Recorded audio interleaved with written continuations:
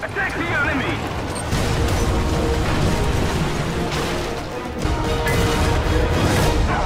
Victory is ours! Alright everybody, today, the 10th of March 2018, the dev server was up again for patch 1.77, and I was able to record a bunch of test drives and test flights with all the new vehicles.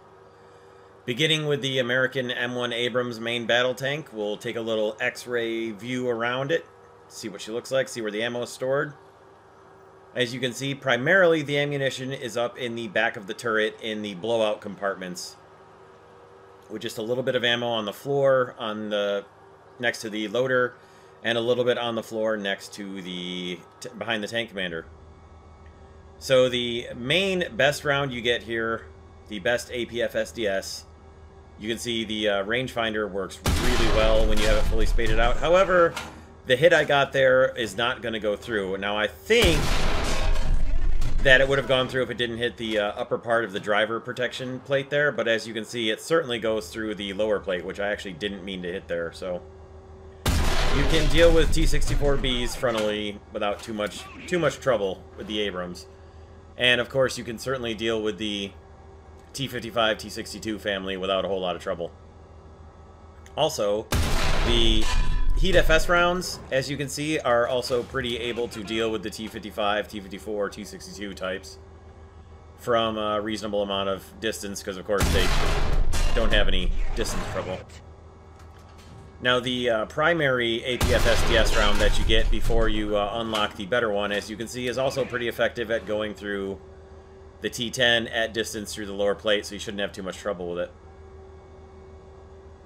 And HESH, or as Americans called it, high explosive plastic, HEP, I think completely a fluke there. I killed the T-64A. I would not count on that shot being something you could replicate in the actual live server. I thought that was hilarious and kind of couldn't really believe it. Okay, now the biggest game changer we'll talk about in a second, because I forgot I'm going to take a couple of HEP rounds at the ZSU 23-4. It took me a moment to get the timing down because it's quite a long arcing shot here.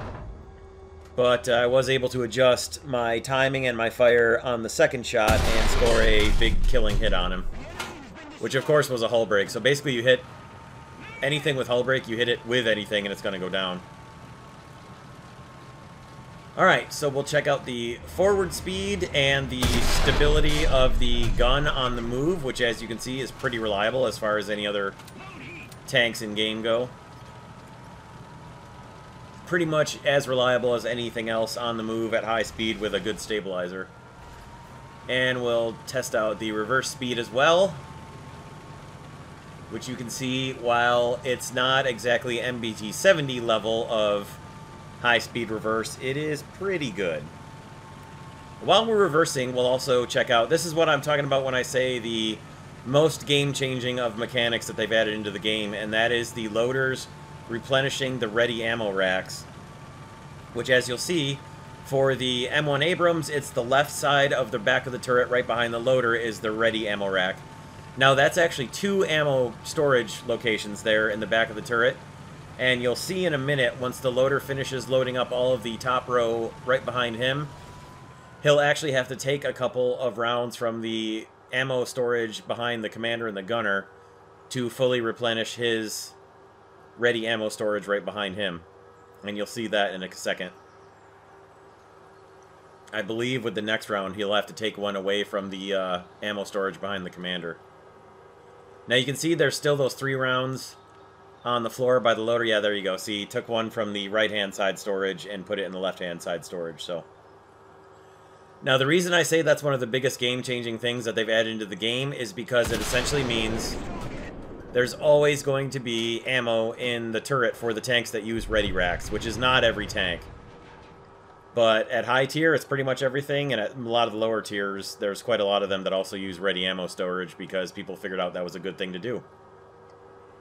So there you can see, now those 3 rounds down on the floor, I'm not sure if those are like last resort rounds or what, but for whatever reason the loader did not take those out and put them up top. And here you can see that the neutral steering is very good on the Abrams. It almost just stays right in place and turns. So your turning ability from neutral gear is going to be very good. And another couple of practice shots on the move here. I didn't quite anticipate my first shot well enough. As you'll see, the tank got moving a little faster. The tank was still accelerating, which threw my shots off a little bit. My second shot was a little better aimed, but even so, the momentum still carried it a little bit forward, and I would have probably just broken his track. The Abrams does also have the engine smoke system, which is one of my absolute favorite things in this game. And also, very nicely, gets a double application of the smoke discharging grenade launchers. So you get 2 shots of 6 there, which is nice because you can fire one and then have a second one left over in case you need to capture or repair. Also, the Abrams very nicely gets a pair of 30 cal, a single 30 cal machine gun on the loader's hatch, and a pair of 50 cal machine guns, one a coax with the main gun, and one over the top of the commander's hatch. So the Abrams should be pretty well suited to light-skin vehicle destruction and anti-aircraft, with the 3 machine guns they can fire, including 2 of them being 50 cal heavy barrel M2 Brownings. So quite nice. And I'll show you right here, the Abrams is very good at coming to a halt quickly and Tokyo Drift reversing its position just in case you need to skid around a corner or turn around and face someone behind you. Pretty darn fast.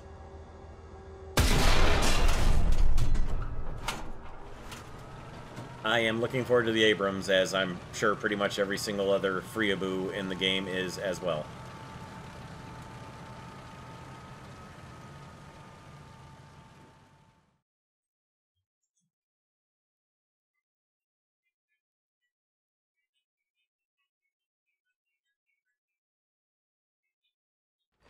America also gets in its tree an Israeli tank called the Magach 3, which is kind of a hybrid between an M48 chassis and an M60 turret with the same 105 L5 gun that we're used to for all the NATO-type tanks.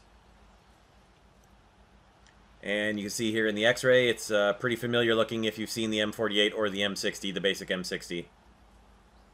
Including the ready rack ammo storage to the left behind the loader. Now, because I don't actually own this premium, I'm not able to fully use and test everything, so I only have the APDS rounds. But I had a fairly lucky shot there. I was pretty confident in my aim, but still, it went through the lower plate with the APDS. So you can see that APDS has had a bit of a boost. Now, it's not going to go through the upper plate there, where the AP FSDS from the Abrams wouldn't go through either, of course. But it's not bad. And you should be able... I was trying to hit him in the cannon barrel or the cannon breech there, but I didn't want to waste too much time trying to fine-tune the aim. I'm pretty sure you would have no trouble taking out his cannon barrel on the T-64B. You also have no trouble with the T-54, T-55, T-62 hull-type vehicles. Frontally, as you'll see here, on the IT-1, no trouble going right through that. And that's good. APDS has definitely been buffed, and that's good for a lot of the Allied tanks, the NATO-type tanks that rely very heavily on APDS. So it's good that it got a bit of a buff again, I'm not going to lie. I'm pretty happy. I would have liked to have fired the HEP rounds and the Heat FS rounds, but those are the same HESH and Heat FS rounds for the 105 that we're used to on everything that's got the same 105 gun that fires the same 105 ammo. So... not really anything new. Just the first Israeli tank in the game, and kind of interesting in that it's an M48 hull with an M60 turret on top. So, essentially, effectively, it's a 105mm armed M48 is really what it comes down to. Also, they redid the commander's cupola on top, so it's not quite a death bubble like the regular stock M60 is, so that's also nice. And you can see here the ready ammo storage being replenished for the loader is going to go up into the rack right behind the loader on the left side of the screen there.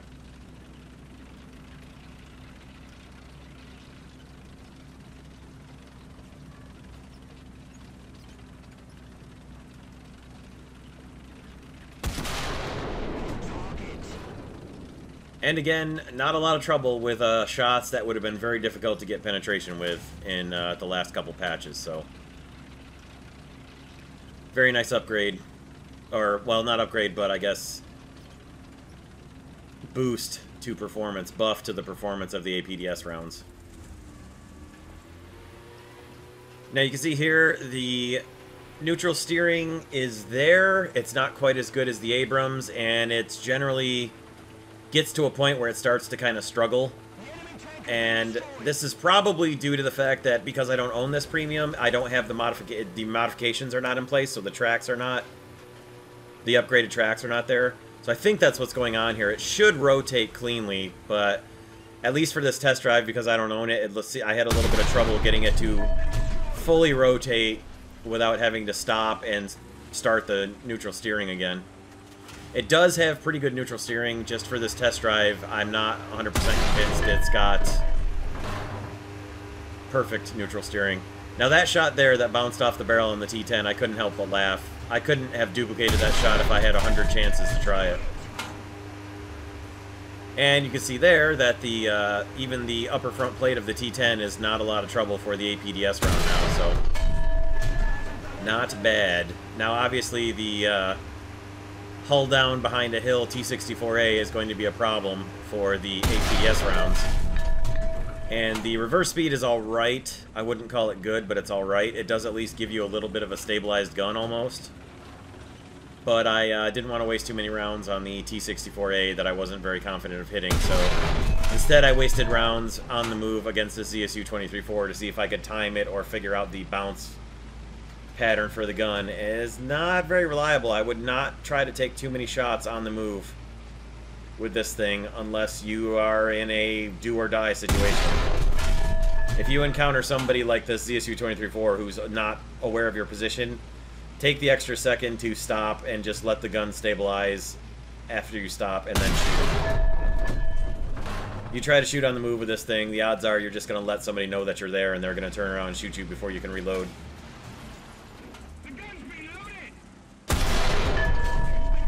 No trouble with the upper front plate on the T10. From a greater distance, it probably would be tricky, but most of the combat ranges in this game are going to be well close to this distance right here, so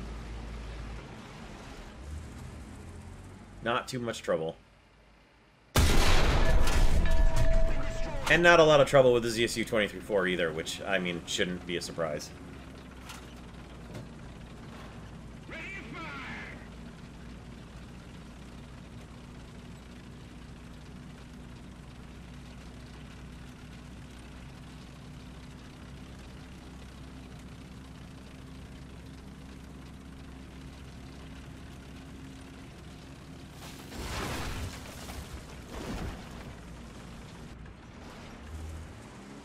Now here, I figured out if, let's see if we can get a shot through the turret. Through the exact side there, you can't, but just barely to the outside of the barrel here, you actually can penetrate with APDS and damage or disable the gun barrel and the gun breech. So, if you've got your opportunity to aim, that's what I would go for.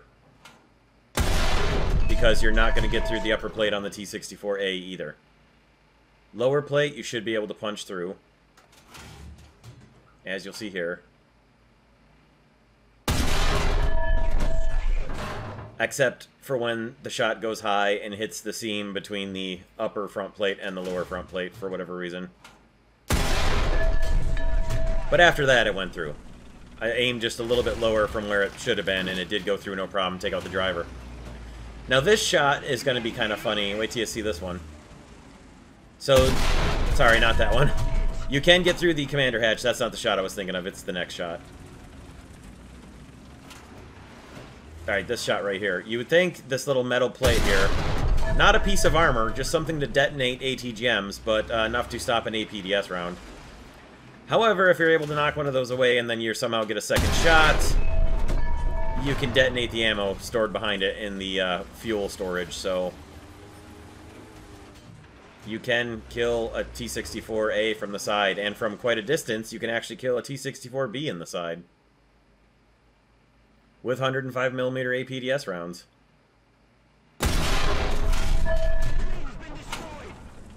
So, not bad. APDS has definitely gotten improved, and I'm very happy for that.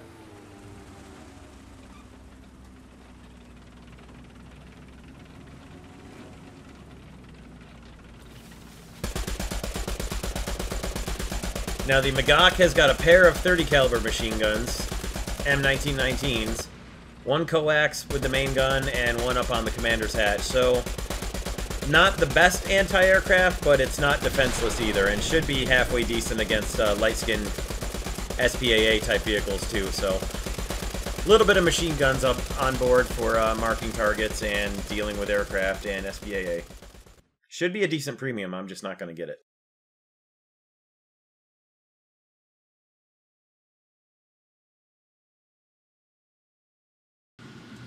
America also gets a carbon copy of an Italian jet. Well, I should say it's an American jet in the Italian tree, which is the F-84G-21RE, which you can see right here is an X-ray. See the fuel tanks, the M3 machine guns, 4 in the nose and 1 in each wing, and 24 HVARs and a pair of Tiny Tims. And I brought the Tiny Tim load out here instead of the bombs because I wanted to see if the Tiny Tims would be any more accurate if they're launched from a higher speed aircraft than the propeller-driven aircraft that I currently have access to in the game.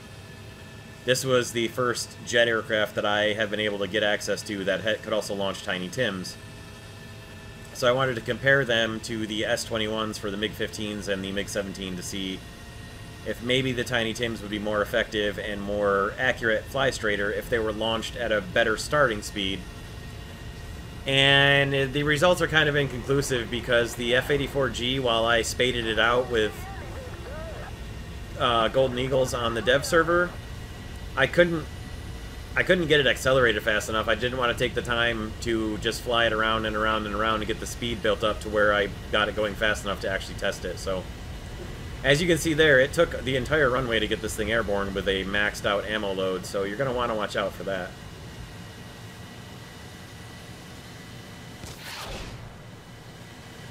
I just test fired there just to make sure that it was the HVARs that were going to fire first and not the Tiny Tims. Because I wanted to be able to fire off the Tiny Tims on the aircraft carrier over here as a relatively large target to see if I could hit it. And you can see here the acceleration's not quite there with such a heavy ground attack load that this thing is carrying. Quite a bit of parasitic drag going on. And it really affects the turn rate. I didn't drop the combat flaps, I know, but still. Really, really struggling to roll into the turn there. And if rockets ever become destructive enough, again, this thing's going to have a pretty good rocket loadout for ground fighting.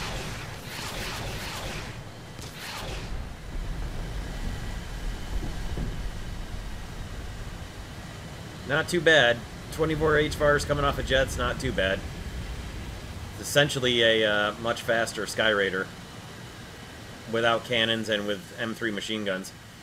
And when you see how long you can hold down the trigger on the M3 machine guns here with a fully spaded out aircraft, or at least with the upgraded machine guns, it's insane how much 50 cal firepower you can put out of this thing before the guns start to overheat.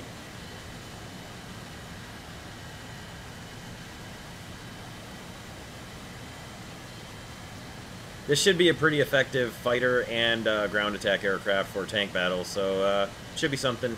Should be pretty useful for tank battles and for regular air RB.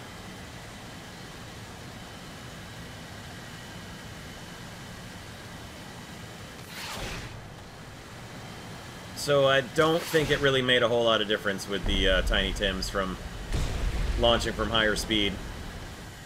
Because I was trying to hit that thing on the smokestack, and one fell well short into the water. One actually did hit it in the side of the waterline, which actually would have been a rather perfect Tiny Tim strike against a capital ship for what Tiny Tims were actually designed to do, but it's not where I was trying to hit it. And look how long you can hold the trigger down here. That is a very large volume of fire you can put out with this thing.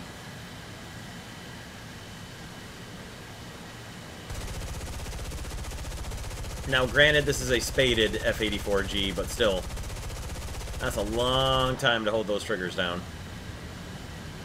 Once you get the upgraded machine guns, boy, you really can put out a lot of 50 cals.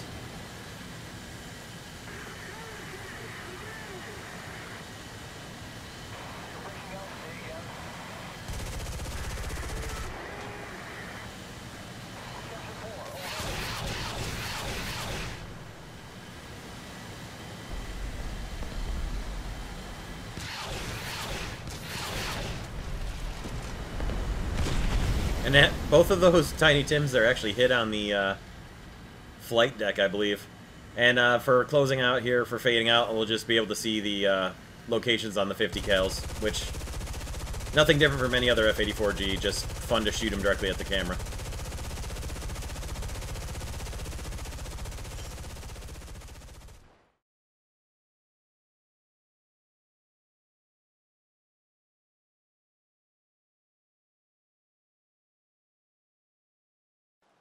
Moving on to Germany, we have the Leopard 2K, which a lot of people are going to be really excited to get their hands on. We'll do a quick X-ray 360 view. The ready ammo is stored right there in the turret on the ground next to the loader. And that is the ready ammo rack. There is a 20 mil cannon up on the roof, which is also takes a long time before it overheats, so that's nice. It gets a pretty good APF SDS round and a very high penetration Heat FS round.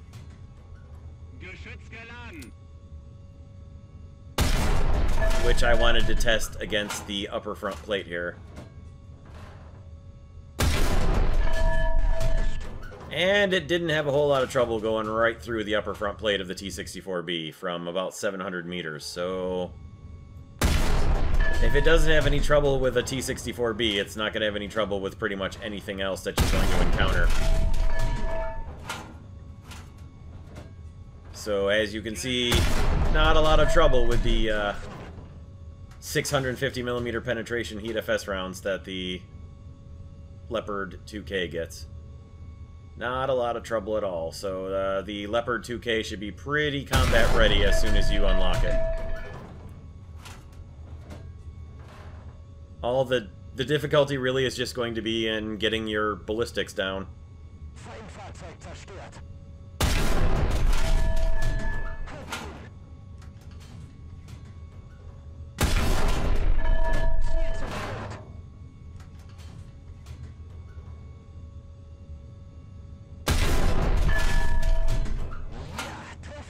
Now, obviously, the sides of the turret of the T-64A there didn't work very well, but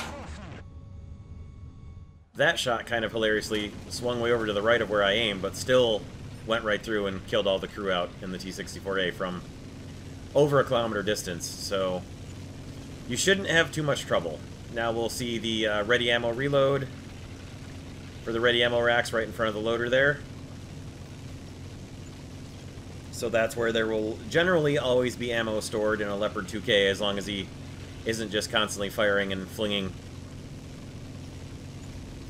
Heat FS rounds all around the battlefield, like I'm going to be with this thing.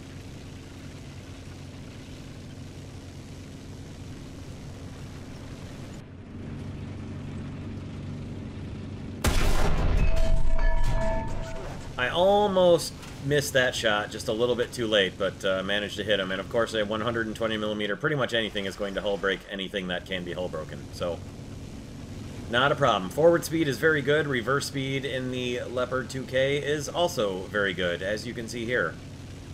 And quite nicely with the Leopard 2K, there is not a lot of engine deck blocking your gun from pointing backwards, so you don't have that big vulnerable weak spot behind you. And with the MG, the machine gun coax and the 20mm cannon up on the roof, that's remote controlled. Pretty good anti-aircraft defenses for the Leopard 2K as well.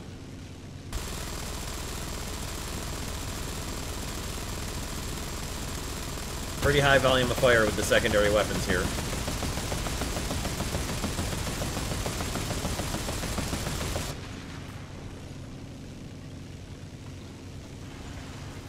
And it can also Tokyo drift pretty well, including in reverse.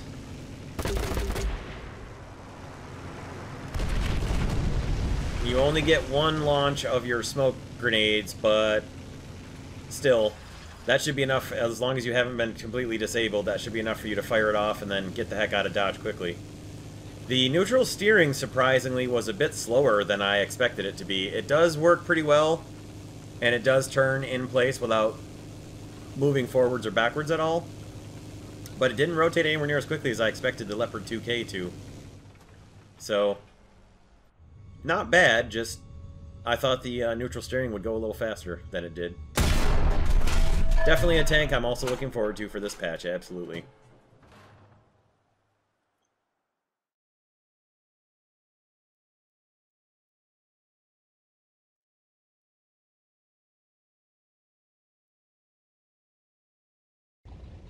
Perhaps the most appropriate vehicle to be added in patch 1.7 is the Heinkel 177, which is seen here with its maximal bomb load of a pair of 1,800 kilogram bombs and 6 500 kilogram bombs in the internal bomb bays, which are below the fuel tanks and the fuselage there that you can see.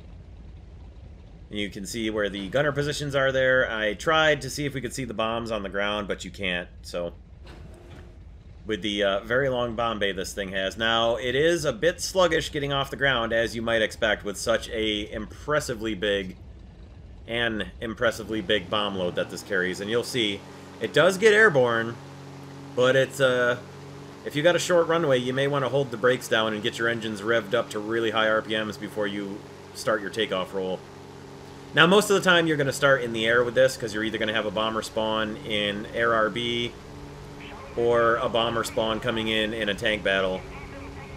So probably not really an issue if you ever survive and make it home and land, and you got to take off again. It'll be something to remember. Most of the time that's probably not going to happen, but it could.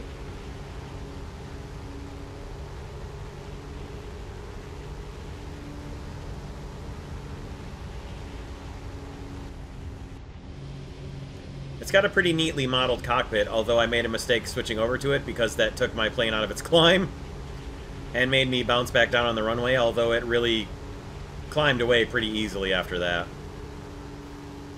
The gear doesn't take too long to come up. It's kind of neat how it does come up, actually.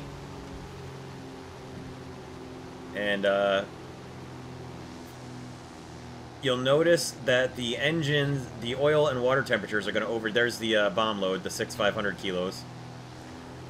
So the engines are going to actually overheat rather quickly here after takeoff, but usually you can basically, once you get airborne, you can knock your WEP back down to 100% and you're pretty much able to fly and climb and fly along pretty well.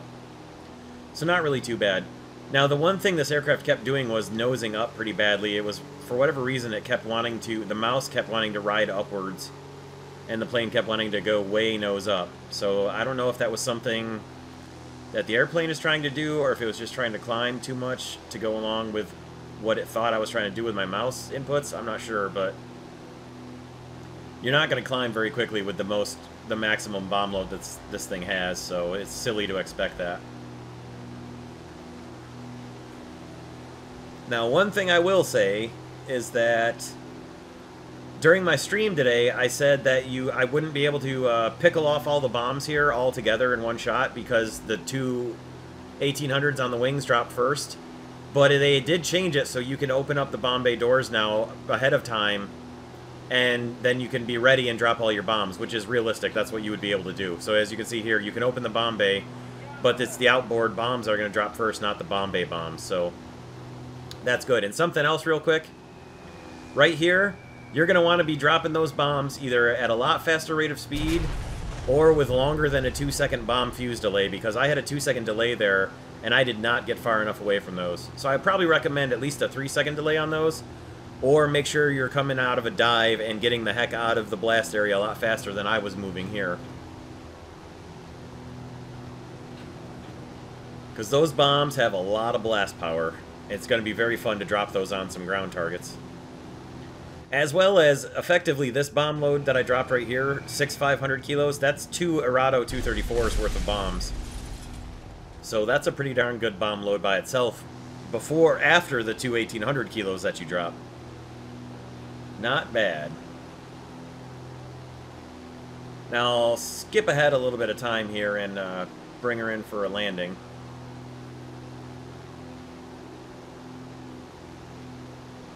But first, before we do that, we'll just take a look at the defensive gunner complement and kind of the amount of guns that you can bring to bear on targets above you, behind you, to the side. Not too bad directly off the tail. Basically, 3 different turrets can fire at an upward angle off the tail, or about 2 turrets from the top can fire off to the side. So you're not too badly protected as far as gunners go, and pretty decent gunnery off the nose as well. It's not a perfect defensive gunnery setup, but it's not bad. Alright, so now we'll skip ahead a little bit to my landing approach. And one thing I'll tell you about this plane is she does not like to bleed off speed. And your gear will break off. Now, I use miles per hour, so you'll have to do your own calculations yourself for the difference, if you want to use kilometers or knots or whatever. But you want to not bring your gear down before 170 miles an hour on your landing, or you will lose it pretty quickly. And I didn't cut the engines off here until kind of late, but even so, watch this thing's glide performance. It's going to glide forever, and it's got all the bombs on board because the bombs have reloaded in the test drive. So it did not bleed off speed quickly at all, and I got to the point where I had to put the gear down or I was going to have to belly land the thing, which I didn't want to do. And I still end up losing one of the landing gear as I'm slowing down here. However, I managed to keep the other 3 intact, and I believe as long as you've got at least 1 good gear on each side, you should be okay to land, because I didn't have any trouble landing here. And in fact, it's kind of interesting. Watch how long it takes on the runway before the tail wheel comes down and touches down.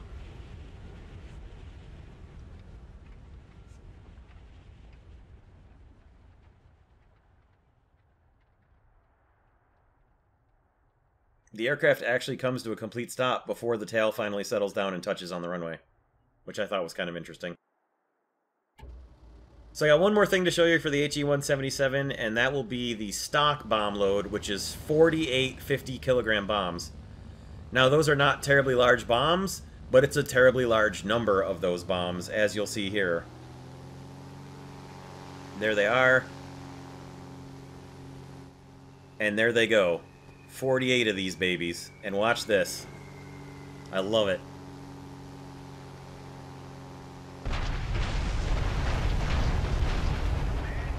Imagine dropping that entire string of bombs down, like, say, one of the roads at Cologne. Or on a few tanks on a ridgeline on Kursk.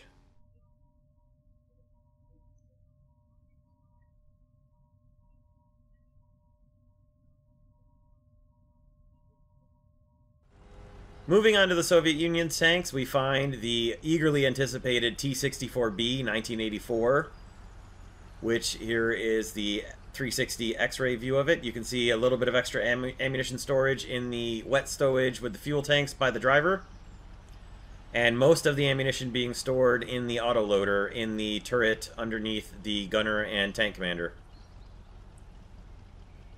Now, you are limited to 5 ATGMs in the T-64. I didn't test all the rest of the tanks that there are to find out which ones have which, but you'll see here that the ATGM that you get in the T-64B is pretty effective against the Abrams. Particularly when it does this weird skip thing that it does off the upper front plate and goes underneath the turret. Now, you notice that cooked off the ammunition, and you could see the ready ammo storage in the blowout panels in the Abrams go off there. That Abrams is still alive. He's just lost all the ammo besides the whatever's in his breech and the other 3 that are down by the loader that we saw earlier. So the blowout panels will save you occasionally with the Abrams. Unfortunately, the Leopard A1 is not really probably survivable against essentially anything that the T-64B is going to fire at it.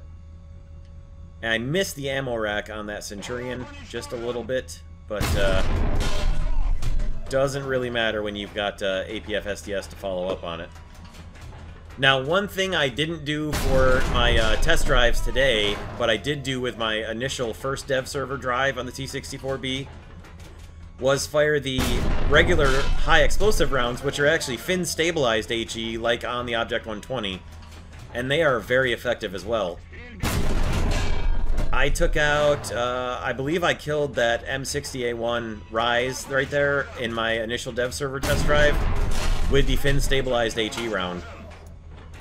So, the fin-stabilized HE that the T-64 and the T-64B get, or at least that the T-64B gets, I don't actually know if the T-64A gets it, is a very effective round too, and it flies very flat.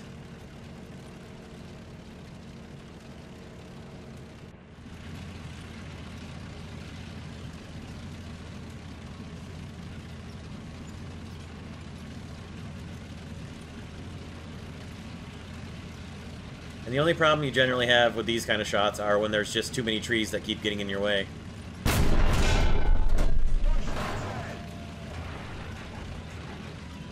The Heat FS round for the T-64B is also going to be a very effective round.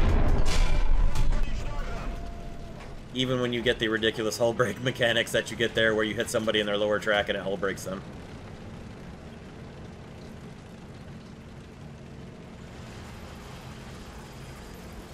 Now, the T-64B's ability to skid to a stop is not terrible, but the neutral steering does not exist. There is no neutral steer on the T-64s, so you're best to get a little bit of acceleration going first and then turn, but its turning ability at a stop from a stop is not terrible, it just isn't true neutral steering. So it can turn around pretty quickly, but it just isn't a proper zero motion in place neutral steer. And here you'll see the ammo replenishment for the loader into the auto loader, which takes a little bit longer because there is not a proper loader crewman. It's going to have to be the other crewman reloading the auto loader. And you can see that you get 2 launches of 4 smoke grenades apiece with the T-64B here, so also nice to be able to fire off 2 defensive smoke barrages, as well as 3 engine smoke system shots, too. Now, it's hard to tell, but the ammo is getting cleared out from the floor stowage right there, right next to the wet storage for the extra ammo. There were 2 shells there standing up vertical on the floor, now there's only 1. So that is where the ammo replenishment comes from for the autoloader. But most of the ammunition for the T-64s is always going to be just below the turret, so aim below the turret and you're probably going to hit the ammo, assuming that you penetrate.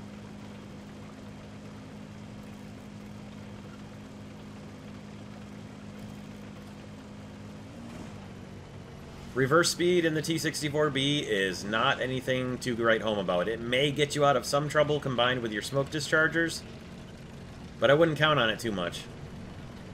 The reverse speed is not good. The engine smoke system, of course, is, and always will be, hilarious. And you get a pair of machine guns, a pretty big anti-aircraft machine gun up on the roof, and a regular old coax along the main gun. Pretty well equipped to deal with any air threats coming along. And it does get up to pretty good speed in forward motion. Definitely a storming assault kind of tank.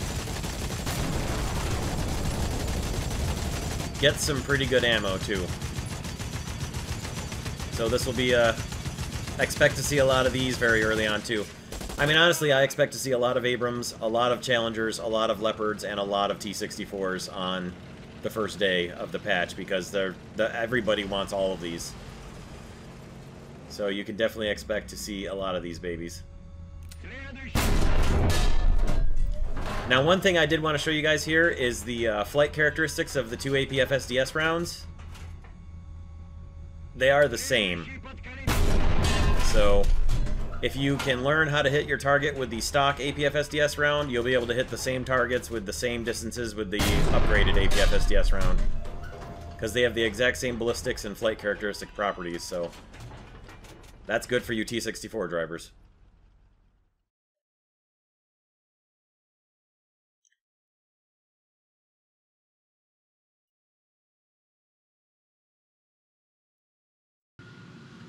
The Soviets also get the LA-200, the Lavochkin 200 Interceptor prototype, which is a very interesting aircraft. It's got a pair of jet engines, but they're, I guess, designed for getting the 2 jet engines into place were to put one up in the front of the aircraft with the exhaust pointed downwards, a little bit downwards, at a slight angle downwards, and then the other engine back in the back of the aircraft in the normal place you'd expect to find an engine.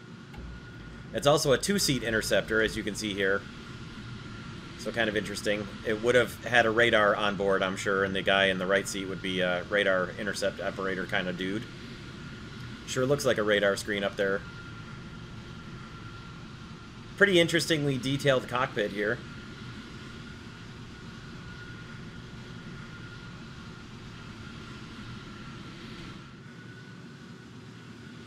And it takes a little bit. It's kind of a large, heavy aircraft. It takes a minute to get it up to acceleration, but it's capable of some very fast speeds once it is in fact airborne. It's a little slow getting moving down the runway, but it does accelerate once the inertia gets taken over and the engines kind of overpower the weight of the aircraft. It does start to move down the runway pretty quickly.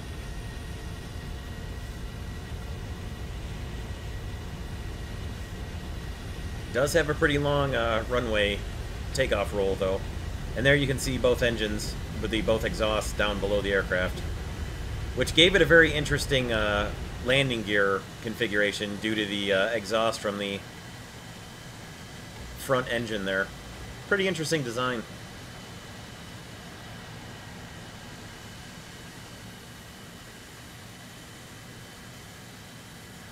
There's just another little X-ray view of where the engines are and how they were set up. I know if I were the crew of one of these things, I would not want to be in this aircraft if we ever developed a fire in that forward engine.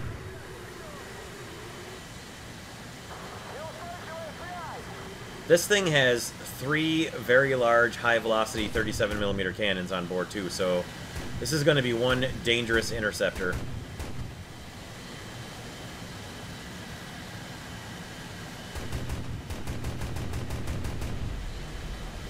And a pretty decent amount of ammunition for the 3 cannons as well.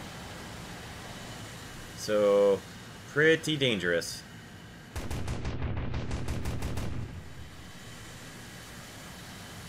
A lot of people are going to pay some high repair costs for B-29s due to the LA-200, I think.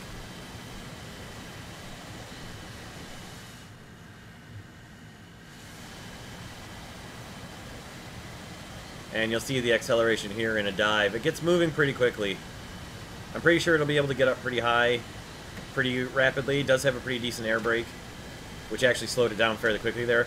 Interestingly, the air brake deploys very quickly, but it closed slowly, which I thought was counterintuitive, but interesting.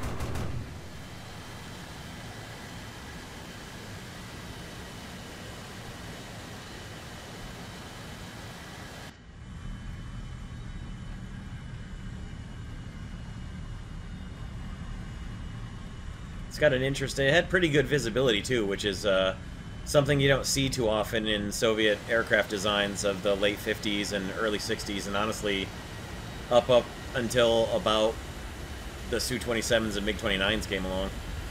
They had very poor visibility out their canopies from about the MiG-15 up through the MiG-21s and the large home defense interceptors that they had. They were mostly reliant on radar because of the amount of airspace they had to cover. It can get down and move, though. I mean, that's nearly... That was close to the speed of sound at sea level there, so this thing can move.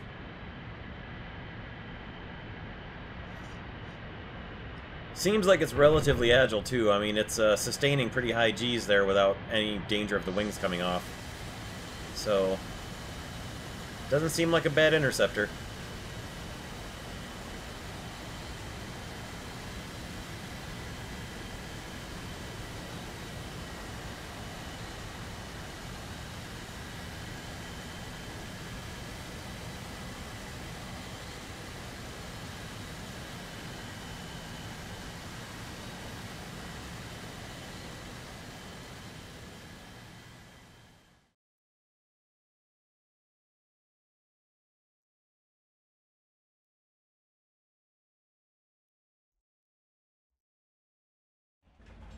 Her Majesty's land forces get a long-awaited upgrade to their main battle tank line, and that is the Challenger 1, which just has ammo storage all over the place. Holy cow. Now, hopefully, those non-explosive kinetic-only rounds up there, if you take a hit up there, they don't detonate, but I don't know. I don't know if that'll be modeled or not. Anyway, there's kind of a lot going on with the Challenger, as you can see. There's all kinds of little things all over the place. There's a laser rangefinder in the commander's hatch, and coax machine guns, and all kinds of things. This is a tank I'm really looking forward to getting.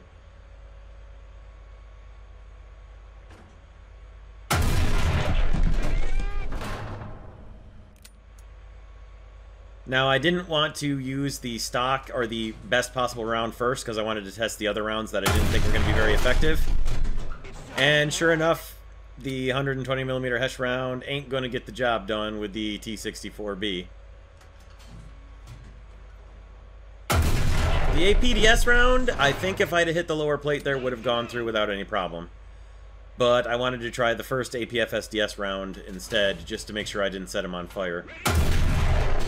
And that didn't go through that little bit of extra armor over the driver either. I'm not sure if it would go through the side of the upper front plate, but I switched over to the best possible APFSDS round, and the shot went low and went through the lower front plate and killed everybody, so it didn't actually hit where the rest of the shots were hitting. And that was not the shot I wanted, but, I mean, in case you were wondering, you can kill the T-64B through the lower front plate with the best possible L23A1 APFSDS. I really wanted to hit the upper front plate with it, but oh well.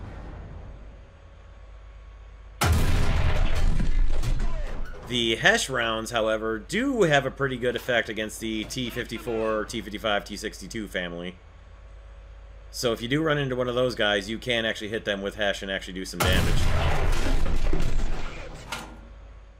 And the APDS rounds, as I've already discussed, certainly seem to be back to a performing state rather than just horrible grinding ammunition. And of course, with the best possible APFSDS, with the Challenger on the move with a stabilizer, you are going to do a lot of damage to your enemies. And that is such a welcome mobility upgrade. Look at this thing get up and go. Now, this is a spaded Challenger 1. But even when it was stock, it was flying in acceleration compared to the Chieftains. And oh, what a relief that is to have something at the top of the British tree that can get up and go. I still would like a light scouting tank for the British, because they still don't have a good high-tier light scout to do binocular spotting and scouting, but I'll take the Challenger 1 for now and be very, very happy with an upgrade over the Chieftains.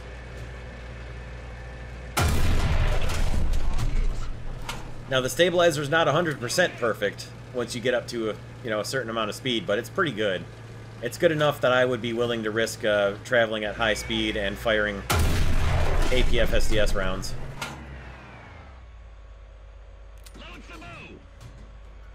And for just more confirmation that APDS rounds have been buffed, now this is 120, not 105, of course, but right through the T-10's upper front, which the T-10 has traditionally been pretty darn immune to APDS rounds, so.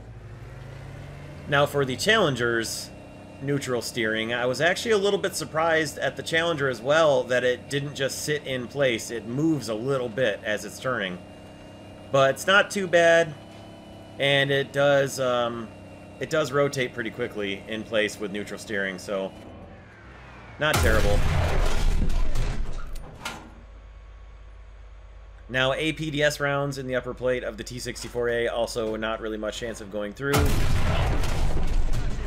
But the best possible APFSDS, the L23A1, went right through the joint of the upper plate and the lower front plate of that T-64A. And as you can see here, blessedly, finally, a British tank with some reverse speed. Holy cow, that is something I have been dying for. Unfortunately, you cannot depress the gun fully to level because of the engine deck, but I don't really care as long as I can get out of trouble in reverse with a British high-tier tank. Which you can finally do with the Challenger. And it can fly.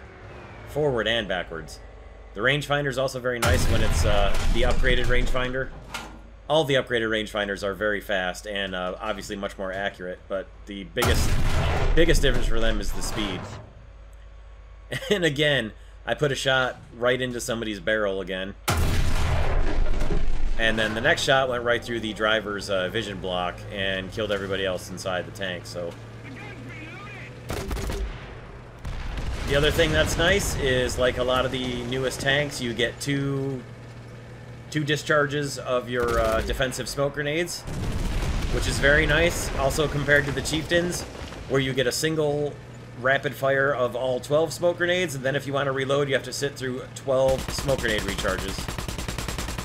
So the Challenger, you just have to reload 5 at a time to be able to get up to where you can fire off your smoke again. And we've got a pair of machine guns again, coax, and a remote controlled one up on top of the commander's hatch. So not too bad for aircraft defense and anti-soft skin SPAA. And we'll watch the ready ammo replenishment here. It all goes first off. It goes to that L-shaped ammo rack directly behind the loader, as you will see here. Think.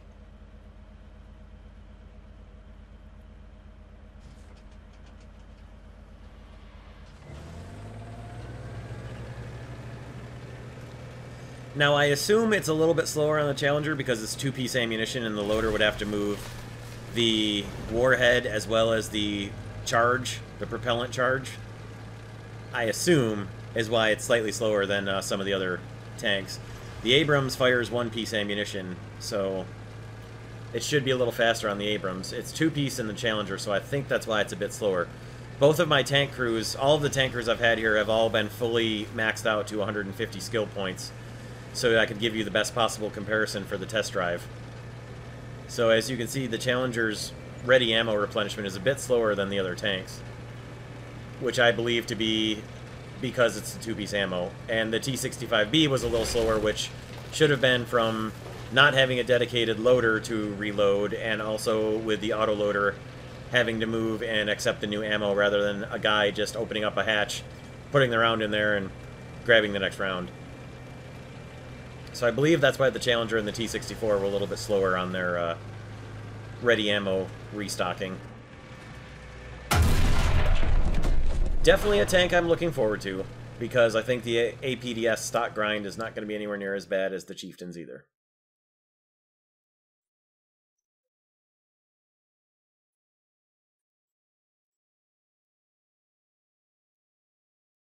Britain also gets the non-tropicalized versions of the Spitfire Mk Vb and the Spitfire Mk Vc. I did not do test flights with these simply because I just wanted to keep this video a little bit shorter, and they're the same as the aircraft that are already in the game, in the tree, so they're just the non-tropical ones. But if you like Spitfires, more Spitfires. Rejoice, British Spitfire fanatics.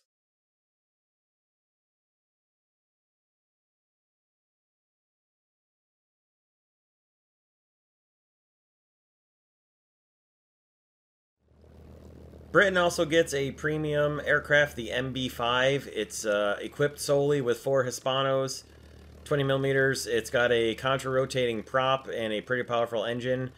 It was a prototype that never made it into service, so it was basically right as jet aircraft were coming into being.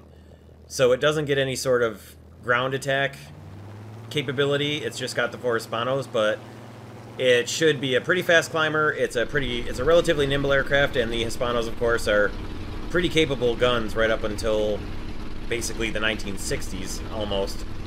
So if you don't play tank battles, or you like to play air battles as well as tank battles, and you like to fly British planes with Hispanos, this is the interceptor / combat fighter for you.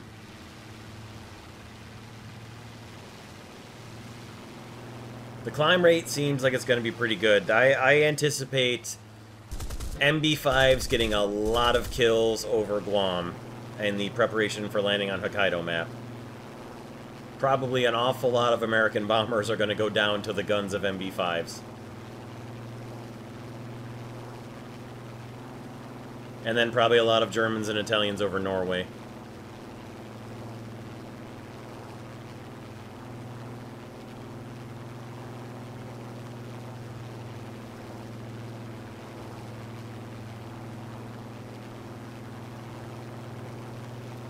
The roll rate didn't feel too bad to me, although it wasn't exactly a 190, but not too bad. And Hispanos, of course, are Hispanos. They overheated fairly quickly, but I believe that's because I didn't have actual access to the aircraft. So, this is a pre-purchase pack aircraft, not a buy for Golden Eagles aircraft, so I don't think I have any modifications for it here. Any of the premiums that were buy this for Golden Eagles, I bought them in the dev server so that I could take them to their maximum capacity as you would get it as you flew it, but the MB5 is a buy this pack pre-order one, so like the Magach, you were stuck with it in a stock configuration for the test flight here. I personally have no interest in this aircraft, simply because I primarily play tank battles, and this thing doesn't have any capability to do ground attack. So, it's not much use for me. But I know there's a lot of people who don't play that way, so... Looks like it should be a pretty good fighter.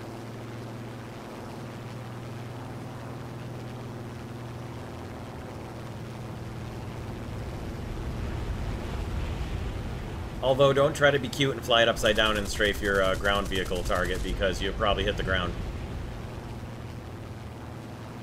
Seems like a decent enough aircraft, though. I think a lot of people are going to get this, and a lot of people are going to like it. It should be a very good grinding aircraft for the British air tree, for sure.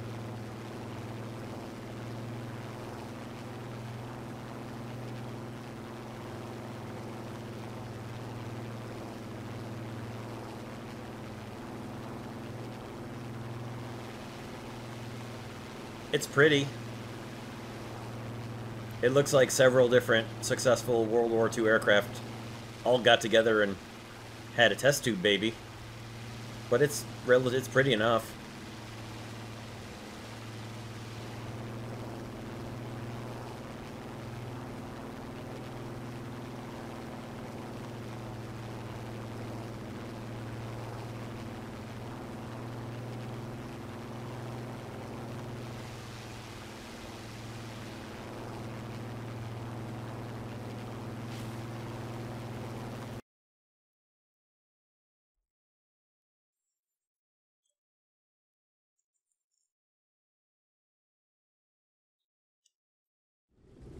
Japan gets a twin-engine heavy fighter bomber interceptor, the KI-108.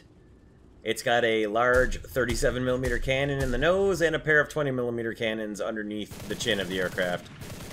Should be a pretty effective bomber killer, considering it's probably going to get an air spawn most of the time.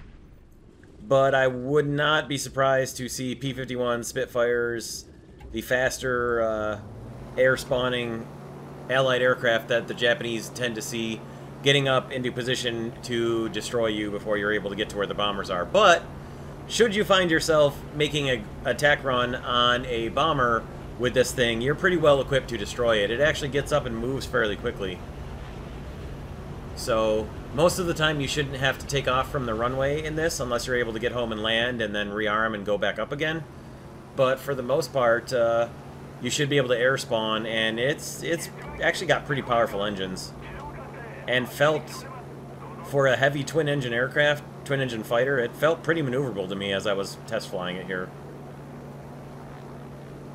The 37mm cannon's got a bit of a slow rate of fire, but the 37 matched up with the 20s, you can do a lot of damage. Now, one thing that's kind of funny here, which you'll see, is the 37mm just sprays shots all over the place, like at hilarious angles off axis with the bore of the gun, which I thought was kind of humorous.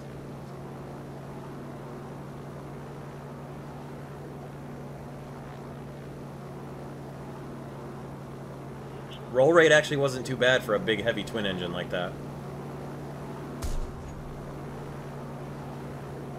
So you'll see here in a second when I thumb off a few of the big 37s, watch how crazy they start going. Like that one. The last one there was so far off to the right. I mean, that was hilariously off axis from the gun. It's like you're firing a musket.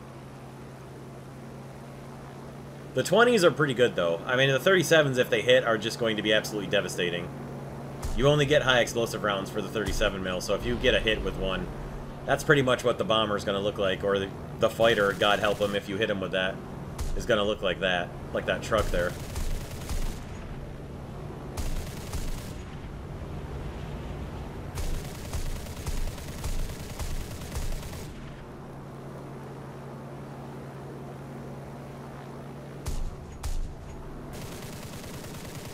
A note real quick that I didn't actually talk about. I'll put this in the description too, or a pinned comment, but this is just a vehicle roundup for 1.77. There are more things coming in 1.77 that I didn't really talk about, like the Dagor 5 engine, some new maps, and hopefully some new matchmaking changes, some BR changes and stuff too, but I'm solely just going into the vehicles here, so I'm not going to talk about those.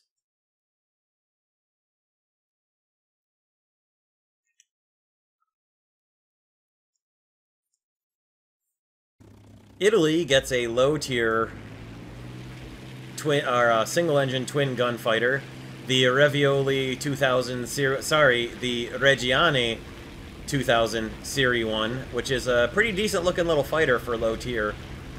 It actually should be very effective. The gear takes a bit of time to come up, but that really shouldn't be much of a problem for anybody. By the time you get to enemy contact, you shouldn't have any trouble with that. It's got a pretty decent ammo load, 300 rounds per gun, and it's a pretty decent little fighter, I think. This should be very useful for people at low tiers. Early on should be quite nice. Seems like it'll be a pretty enjoyable little airplane to fly. It's essentially the largest possible engine they could fit in the smallest possible airframe is generally where this plane comes from. And an interesting little detailed cockpit as well.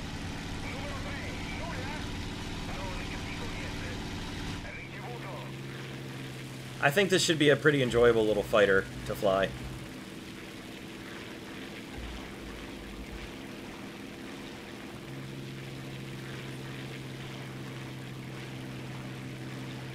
And it's particularly interesting when I'm flying over the ground here at Sicily. Watch how well the camouflage pattern matches in.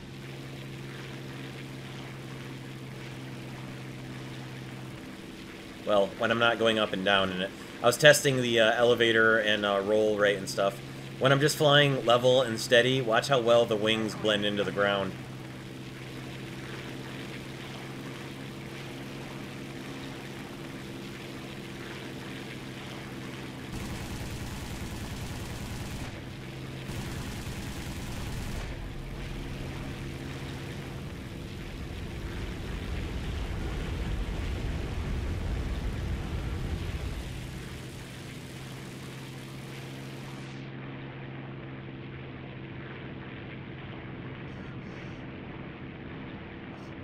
When we come out of the pilot's G-lock here, you'll be able to see the camouflage blend pretty well. This aircraft might be a little bit difficult to detect from the sky.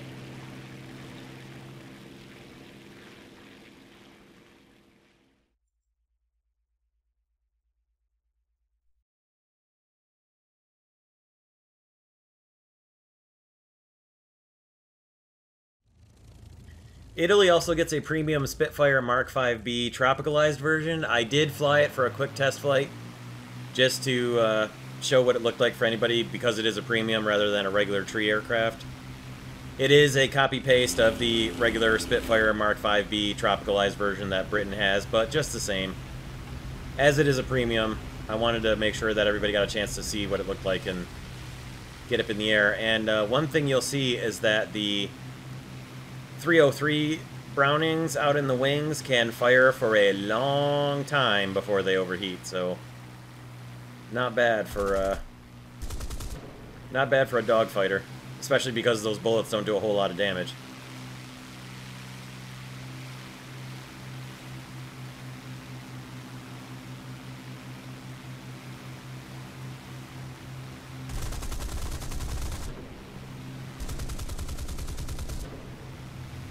I had the air belts in the 20 Hispanos here, so they actually took a long time before they started impacting the ground, which I thought was kind of funny.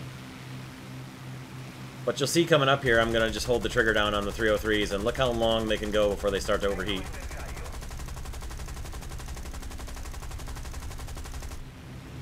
That was quite a lot of lead. Small little lead, but a lot of it.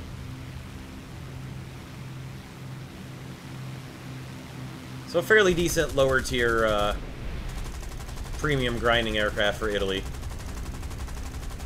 Particularly if you enjoy flying Spitfires.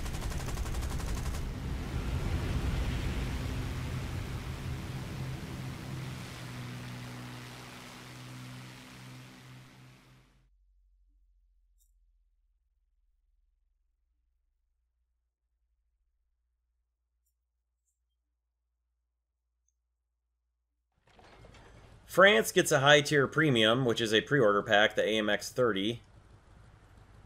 And it's got a really good gun. And I kept forgetting and over-aiming with the 105mm gun on it because I kept thinking that the heat round was going to be a normal heat round, but it's a ring-stabilized heat round that actually flies very fast and very flat.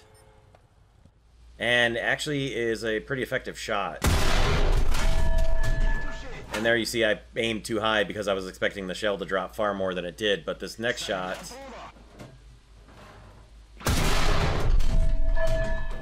not bad. Took out the cannon breech. Not bad for a heat round against a T-64.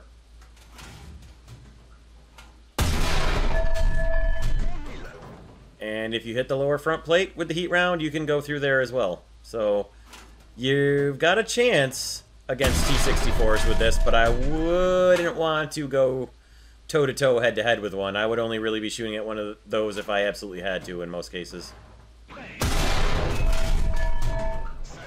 Because most of the things you're going to hit, your heat rounds are not going to go through. If you have the chance to aim at him and he doesn't know you're there, go for the lower plate.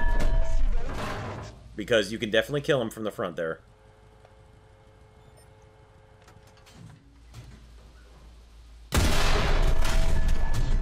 And you don't have much trouble with the lower Soviet tanks either.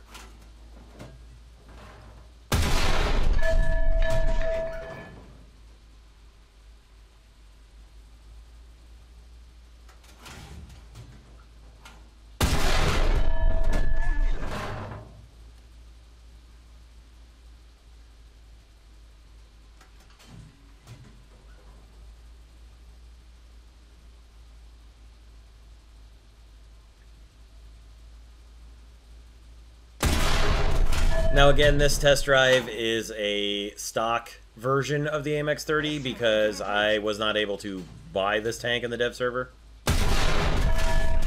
So it is a fully unmodified AMX 30. However, on that note, I would still caution any of you against buying this because this is the AMX 30 that has a 12.7mm machine gun as the coax gun, rather than a 20mm cannon. So if unless you're the kind of person who wants to pay someone money to let you use a downgraded version of a tank you can get for free in the regular tech tree, I would give this thing a pass. Unless you're that kind of person, in which case, I mean, if you really want to give up that much money, you could just mail it to me. But anyway, the ready ammo racks are the back of the turret, as you can see there. It's got an interestingly shaped turret, which lets the crew have two separate racks of ammo in there. And I would say, for the most part, you probably want to take that frontal ammo rack out and carry that many less shells, which was around 30, I think. But if you're actually going to drive this thing or any of the AMX 30s, I would recommend that you take that front ammo rack out so that you're only carrying the ammo in the turret. Because that's an awful lot of ammo behind that fuel tank that you're not going to want to take a hit in. And like any French tank, I would not bother trying to do too much shooting on the move with this thing. You're much better off coming to a stop, waiting for the gun to stop bouncing, and then shooting. The AMX 30, you should be mostly staying behind cover and scouting as much as possible anyways.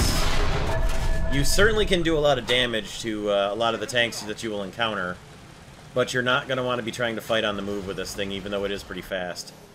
relocate to a good shooting position, then come to a stop and shoot. Rather than shoot on the move. Shoot on the move if you absolutely have to, but I would not recommend otherwise. The HE rounds, interestingly, for the AMX-30 don't have any kind of tracer component to them, so they're kind of hard to see, actually, when you fire them. But you can still hull break soft-skin vehicles with them.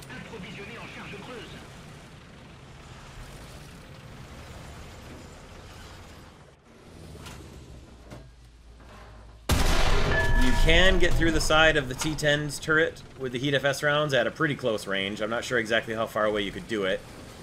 But if you're able to get in close on a T-10, you can take out his cannon breach and a bit of his crew through his turret.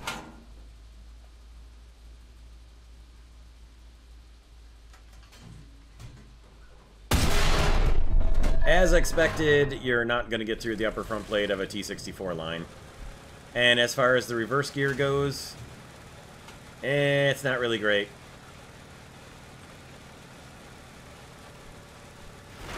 6 miles an hour in reverse is not very fast at all. It would get you out of a little bit of trouble, but I would not want to count on it if somebody's got a reload on you or takes out your loader or your gun or your cannon breach or something. I would not want to count on the reverse speed to get you out of trouble. And as far as neutral steering, there is no neutral steering. So with the AMX-30, I recommend that you get a little bit of forward momentum going and then start your turn. Don't try to turn in place without moving. Get a little bit of forward momentum and then turn. There you can see the 12-7 machine gun, coax, and the commander's machine gun as well. So you've got machine guns to defend yourself with, but I don't know why you would want 2 machine guns when you could have the regular tree AMX-30s with a single machine gun and a 20mm cannon.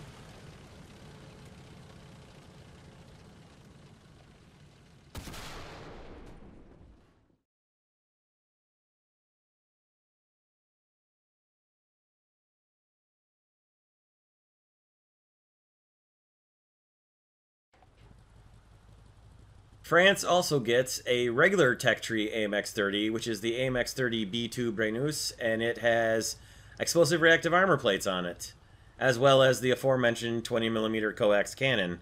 So, I guess if you're going to buy the regular old AMX-30, why don't you throw your money at buying Golden Eagles to get this thing faster? It's definitely a better tank.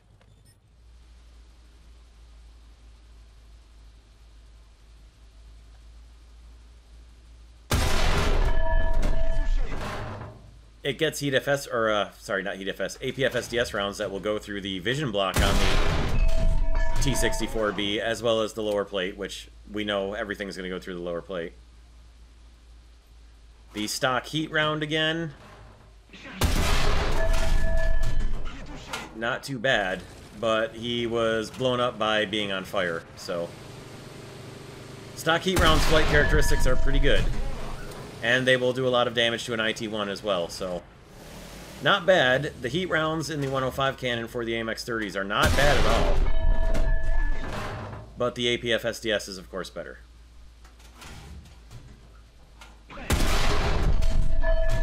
I am looking forward to getting this tank for to be the ultimate lesser medium tank of my French tree.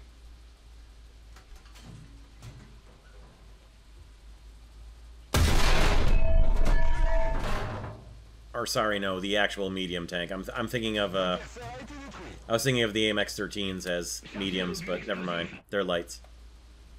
The APF SDS rounds are very good for the AMX-30 B2 BRENUS, and the heat rounds, or the HE rounds, of course, just like the regular AMX-30, are more than capable of hull-breaking soft-skin vehicles.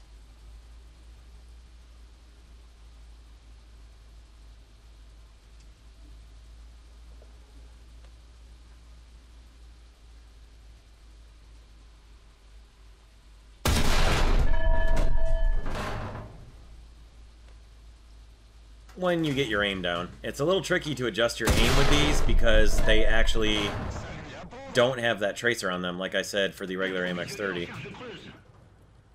I mean, I didn't want to mess around with too many misses on the ZSU-23-4, so I just switched up and went with the heat round on him to finish him off.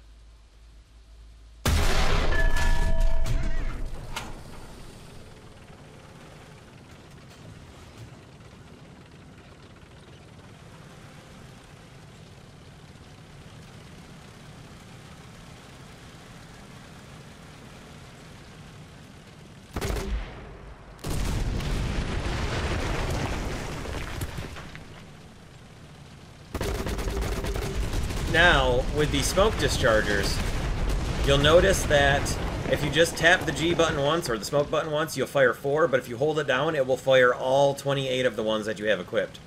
So you can fire them 4 at a time, or you can fire as many as you have left if you hold the button down. So that's pretty interesting.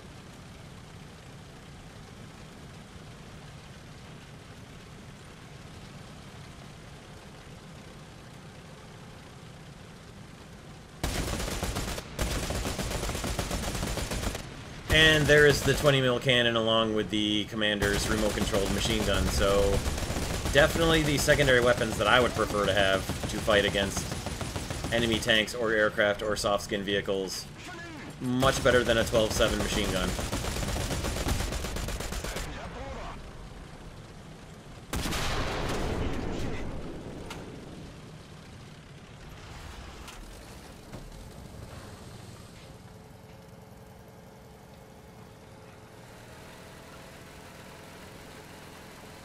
It does actually, however, have legit neutral steering, which is pretty nice. And it's got much better reverse speed than the premium AMX-30. So again, a lot more things going for this tank than for the premium AMX-30 in comparison. Explosive reactive armor, better reverse speed, actual neutral steering, APF SDS rounds, a 20mm cannon. The premium actually might get APF SDS rounds now that I think about it, but still. If you take away the difference in the APF SDS rounds, there's still a lot more going for the AMX-30 B2 than there is for the vanilla AMX-30 over in the premium tree. And like I said, if you've got too much money, you can always send it to me.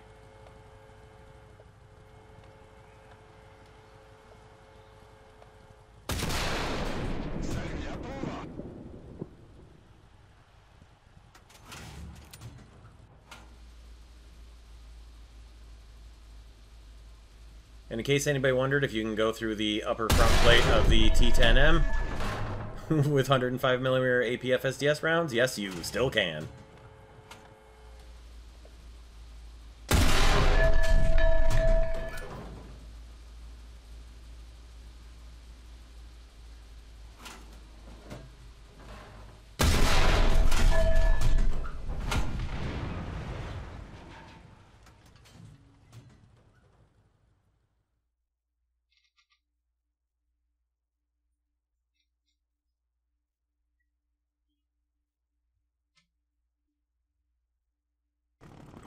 France also gets a premium copy-paste of the already existent Yak-3 with the Normandy division that is in the Soviet premium airline.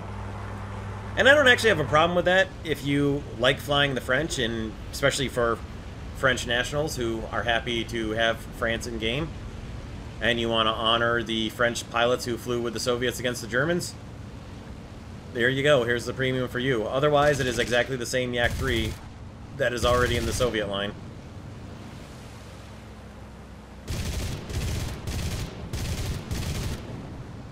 But it is a premium, and it will help you grind your French aircraft up, if you so desire. Or if you want to fly France and have a Soviet Yak aircraft, there you go. It's not a Yak-3P, it's just a regular Yak-3, but it is still a pretty good aircraft. Nimble at low altitude, like all the Yaks.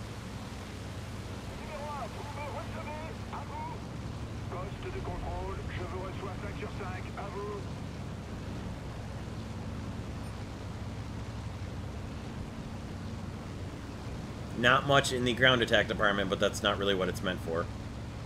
That's what the Yak-9s were for.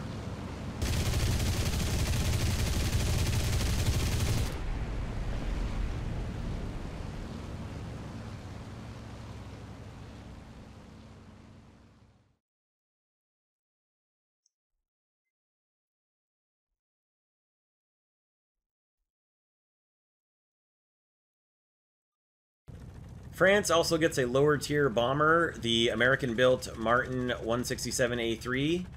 It's actually got 4 forward-firing machine guns, which is pretty useful for lower tier ground fighting. And for a bomber that's relatively fast, it's almost like a heavy fighter, but not quite. It gets a 8 bomb stock bomb load, which you can upgrade up to 16, so you essentially double your bomb load. And should be actually pretty effective as both a bomber in air battles and a bomber to come in for tank battles. It's not a lot in the defensive gunnery department, but it's relatively fast, relatively maneuverable, and the bomb load's actually not terrible. The bombs also point directly downwards, which is kind of neat.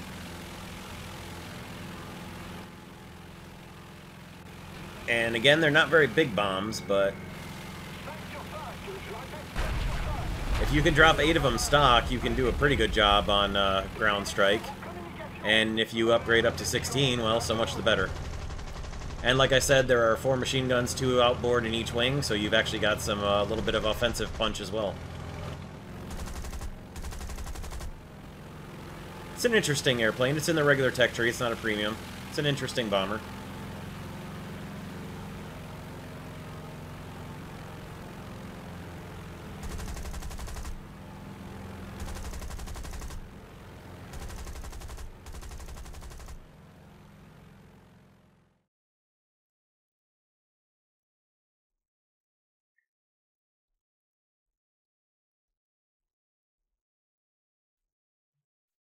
Finally, we come to the Mystère MD 452 2C, which, before I forget, actually has an air brake. I forgot to test that in this test flight, so in case I forget to mention it, it does have an air brake, which should help you in your ground strike or in dogfighting.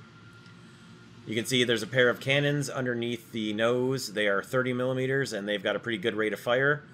This also has the ultimate air-to-ground rocket pods below it, and another pretty interestingly detailed modeled cockpit here. Seems like there's a lot of English in this cockpit that wouldn't ordinarily be there for a French-built, French-designed French aircraft, but maybe I'm wrong. So there's actually 38 rockets in the those 2 rocket pods there. And when I get airborne and fire them off, you'll see the interesting part about these rocket pods. They have aerodynamic end caps on them, basically, that reduce drag until the first time that you actually fire them, which is pretty neat.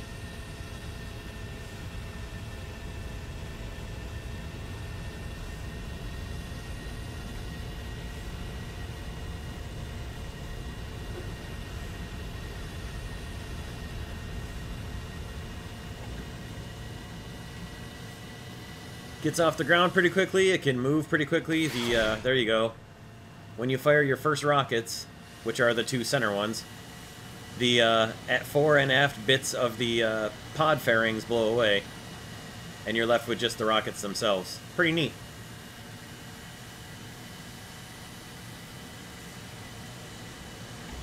And once you get used to these rockets, this should be a very good ground striking platform. I was not quite used to the flight characteristics of these rockets, so as you can see here, I didn't get a whole lot of hits on the trucks. Quite a lot of the rockets flew a little too far because I was expecting them to drop a little more. But the rockets and the guns are both very good. It also can carry 2 1,000-pound bombs under the wings, in case you like dropping bombs better than you like firing rockets. But I think the rockets would be a pretty fun air-to-air weapon as well, particularly if you want to go against TU-4s with this thing. And as you can see, the guns are very high rate of fire, very effective 30 mil cannons, so.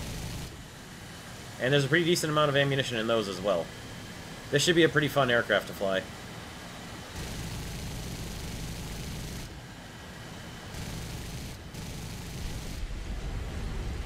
And that, friends and neighbors, will do it for today's video. I hope you guys enjoyed this, and I hope, like me, you're looking forward to patch 1.77. As far as what I'm going to research first for tanks, I don't know, to answer your question, so you'll know if you watched it all the way to the end of the video. Anyway, take care everyone, have a great day, and we'll see you next time.